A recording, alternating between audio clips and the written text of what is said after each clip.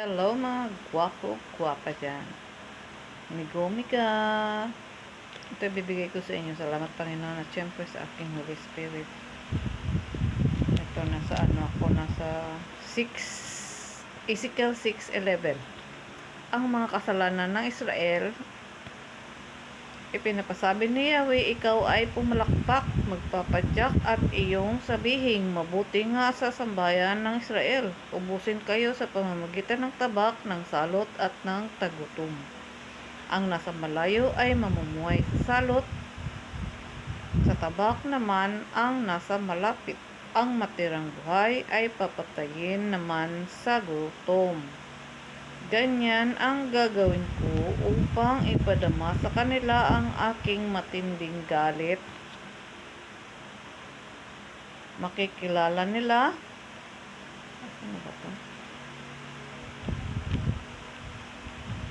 Makikilala nilang ako si Yahweh.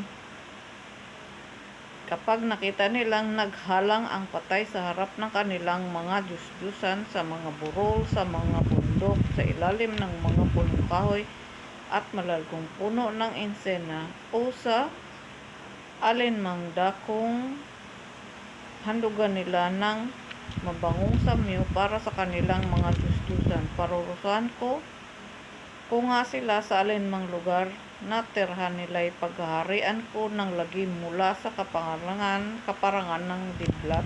Sa gayon, makikilala nilang ako si Yahweh. Yun, ang binigay sa akin ngayon. Ito ang binigay sa akin ngayon. Ito na naunawaan natin.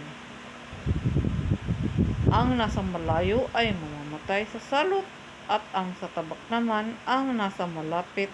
Ang matirang buhay ay papatayin naman sa gutom. Patay tayo sa gutom. Ito naunawaan. Nag-react sa doon eh. Ito binigay sa akin. Kung naunawaan nyo, sana maunawaan nyo. Kung kanina, ano rin sa Ezekiel din. Salamat po kung kayo nakikinig mga gwapo-gwapa sa inyo. God bless everyone at naway bibigyan tayo lagi ng kasaganaan, kapayapaan at syempre